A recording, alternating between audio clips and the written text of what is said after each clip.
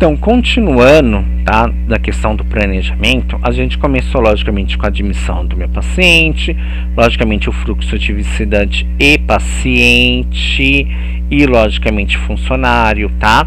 A UTI ele tem um limite, tá? Tem UTI que tem 10 leitos, tem UTI que tem 15 leitos, tá? Então, o fluxo também de visitante, funcionário e paciente determina logicamente quanto que eu tenho. Por exemplo, como a gente está vivendo hoje uma pandemia, as UTIs estão lotadas, a capacidade, não é? Então a UTI está cheia. Raramente a UTI fica toda cheia, raramente não, todas as vezes a UTI fica cheia. Tá?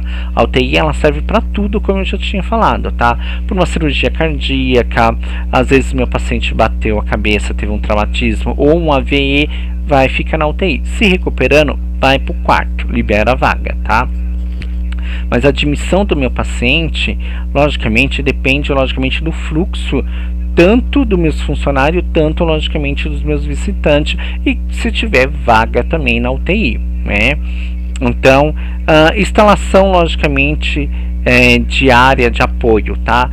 Na UTI, antigamente, hoje nem tantos, tá? No particular ainda existe. Tem uma salinha de apoio, tá? Que é para visita. Hoje em dia já tiraram, tá? Hoje em dia muitos não tem, tá? Mas outros ainda tem, tá? Logicamente, proporcionar condições, tá, de internar o paciente crítico em ambiente individual, tá, ou coletivo. Na verdade, a UTI ela é coletivo, tá? Ela é totalmente coletivo. O que tem a diferença são as cortinas, tá? Que ali eles ficam. Então, quando a visita chega, eles podem fechar para logicamente ficar um pouco à vontade com o paciente, mas a gente não permite muitas vezes, tá? Porque às vezes a gente precisa logicamente ficar de olho no paciente, tá? O posto de enfermagem, né? Prestar apoio diagnóstico, tá? Então a gente tem isso aqui, laboratório que ajuda, né? Imagem, tá? Então a gente tem tudo isso daqui. Tá? Manter logicamente as condições de monitoramento, tá? E assistência respiratória contínua, tá? Que a gente precisa verificar, principalmente pacientes que estão rebaixados e pacientes intubados, tá? Que a gente precisa prestar assistência logicamente nutricional, isso logicamente junto com a nutricionista, tá? Todo paciente, tá? Ou ele tá com uma sonda, tá? Nasointeral, que mudou agora, catéter nasointeral, que é ou por bomba de fusão, tá? Ou logicamente uma dieta líquida que ela vai passar. Então, quem vai, logicamente, decidir isso é o nutricionista, tá? Mas a maioria das vezes é bomba de fusão. E, logicamente, os medicamentos, todos os medicamentos que a gente vai dar na UTI é bomba de fusão, tá? Depois eu vou explicar por quê, mas é muito importante, tá? Manter o paciente com morte, com morte cefálica, tá?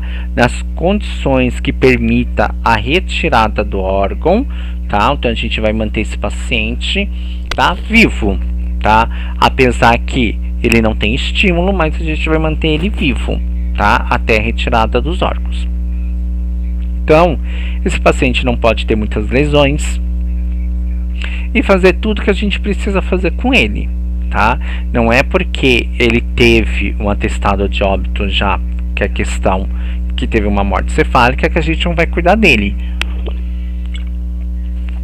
E é uma coisa muito importante. A morte cefálica, a gente vai falar muito sobre, tá, esse assunto na UTI, tá?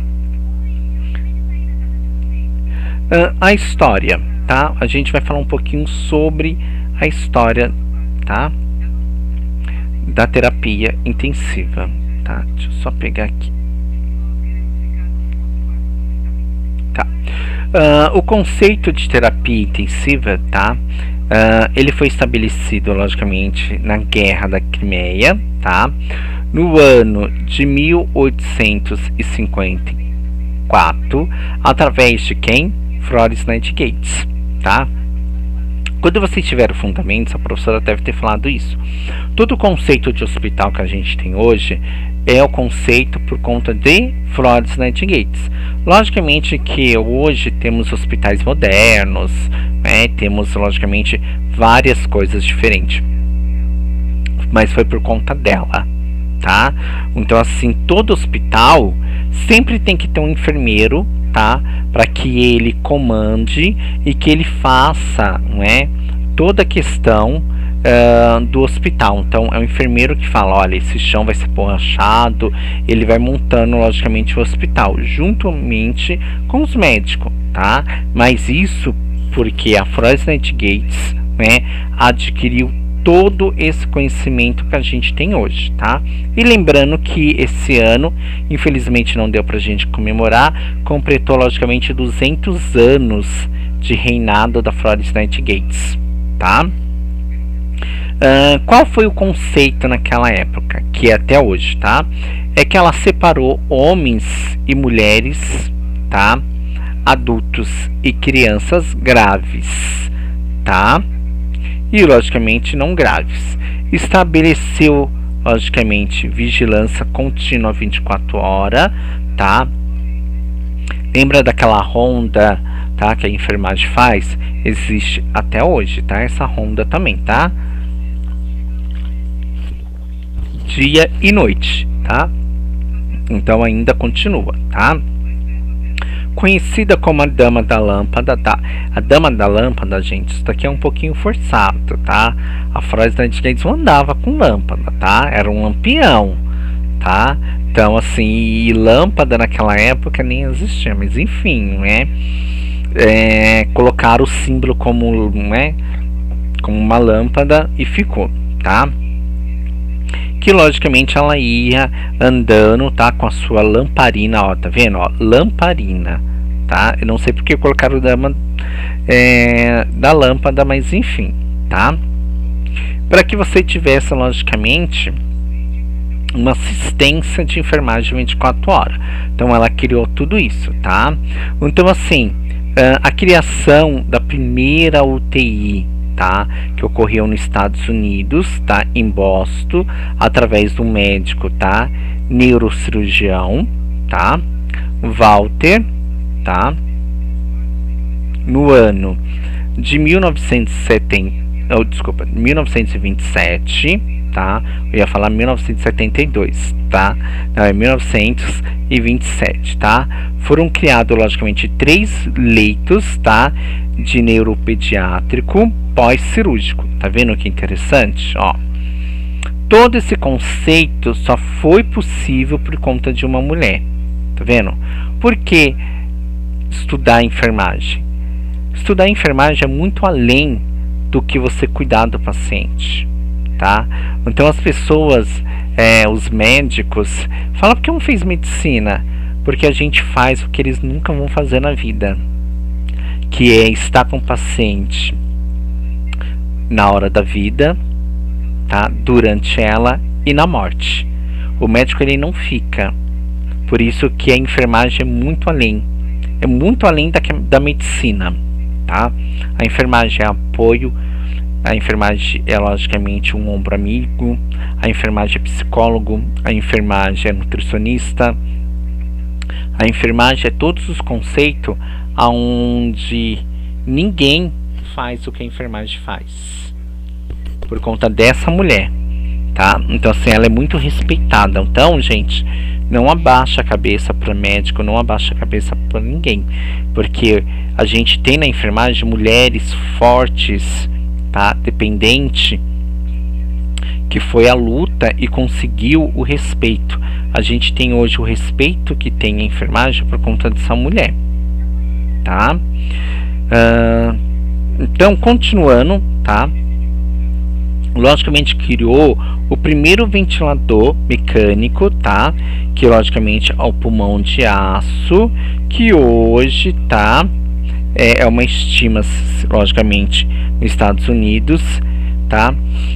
E logicamente hoje a gente tem várias, né, unidades de terapias, né? Aqui no Brasil, logicamente, a gente teve a questão da Ana Nery, tá? Que foi um símbolo da assistência de enfermagem, tá? Lembrando da história, Ana Nery, ela nunca foi enfermeira, ela recebeu o título, tá? Ela recebeu o título, teve logicamente o seu benefício, teve, mas não tanto como a Flores, mas aqui no Brasil ela é chamada primeira enfermeira, tá? Chamada logicamente de mãe brasileira, tá? Que por conta da guerra do Paraguai, ela se tornou um símbolo logicamente para a enfermagem, tá? Então essa foi a história logicamente de construção da UTI, tá? No mundo inteiro, tá? Não é só aqui no nosso país, no mundo inteiro, tá?